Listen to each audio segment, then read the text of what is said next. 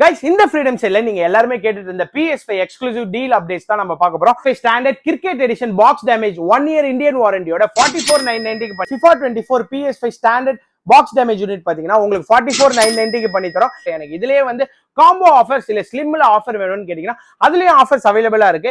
இந்த 3 CD வச்ச combo வந்து பாத்தீங்கன்னா உங்களுக்கு வந்து 53000 வரும். இல்ல இந்த 3 CD பாத்தீங்கன்னா 53000 வரும் guys. இல்ல இந்த 2 CD பாத்தீங்கன்னா 53000 வரும். இல்ல இந்த 2 CD பாத்தீங்கன்னா 53000 வரும்.